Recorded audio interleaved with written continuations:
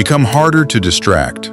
On a cold Saturday morning in Chicago, 17-year-old Maya Bennett was supposed to deliver an important science project before noon, but at 9:30 a.m., she was still sitting on her bedroom floor, surrounded by books, wires, cardboard, and unfinished notes.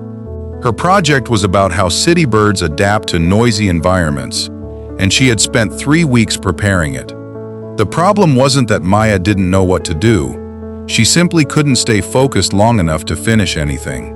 Her phone buzzed. She checked it. One message became 5 minutes of scrolling. Then she opened a video. Then another. Her laptop showed a research article, but a notification appeared, so she opened it. Soon, an hour had disappeared. Maya looked at the clock and whispered, "Where did the time go?" She rushed downstairs, grabbed her backpack, and ran toward the bus stop. But when she arrived at school, she realized she had forgotten the most important part of her project, the observation notebook. She had to return home. By the time she came back, the presentation period had ended. Her teacher, Mrs. Carter, wasn't angry. She simply looked at Maya and said, "Your project wasn't defeated by a difficult assignment.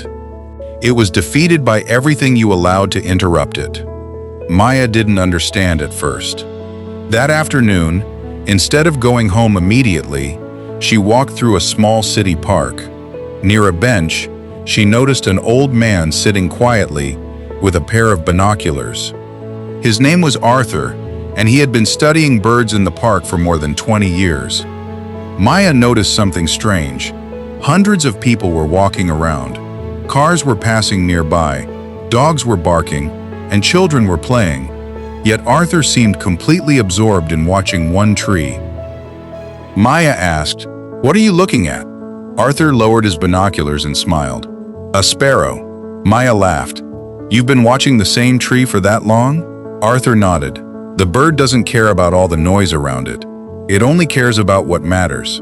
Maya looked at the busy park and then at the sparrow. Arthur continued, "Most people think distraction means something is pulling you away. Sometimes distraction is simply you choosing to look away." That sentence stayed with Maya. The next morning, she tried something different. She put her phone in another room before starting her homework. She opened only the book she needed. She set a timer for 25 minutes and told herself she didn't have to finish everything. She only had to stay with one task. At first, it felt strangely uncomfortable. Her hand kept reaching toward the phone that wasn't there. She wanted to check messages. She wanted music. She wanted to do something easier, but she stayed. 25 minutes later, she had finished more than she normally did in an hour. The next day, she tried again, then again. She didn't become perfectly focused overnight. Sometimes she still wasted time. Sometimes she opened a video when she shouldn't have. But she began noticing her distractions before they controlled her. A month later, Maya returned to the park and found Arthur again.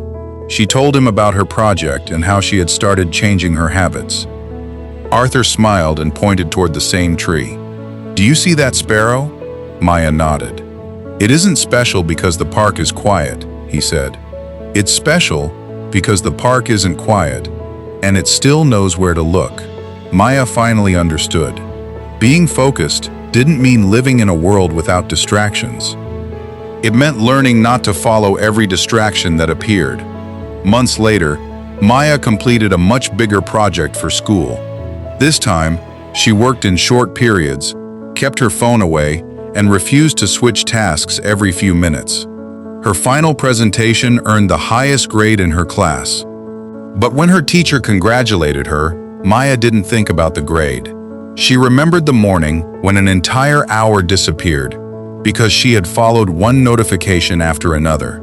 She had learned that attention is something you spend, and every day, hundreds of things compete for it. You don't have to respond to everything. You don't have to watch everything. You don't have to answer every notification the moment it arrives. Sometimes the most powerful thing you can do is decide what deserves your attention and let everything else wait. A year later, Maya was helping a younger student with homework when the student suddenly reached for his phone every few minutes. Maya smiled and said, "Try something for me. Put it away for 10 minutes." The boy looked nervous. "What if I miss something?" Maya laughed. "Then you'll discover that most things can wait 10 minutes." He placed the phone in his backpack. They started studying. 10 minutes became 20, 20 became 40. When they finished, the boy looked surprised. "I didn't even think about my phone." Maya smiled. "That's the point. The lesson wasn't about becoming more productive every second of the day.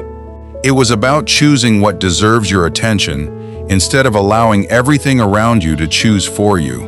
Because life is full of noise, notifications, opinions, entertainment, problems, and endless things asking for your attention. You cannot remove all of them, but you can become harder to pull away. And sometimes, the difference between an unfinished dream and a finished one isn't talent or luck.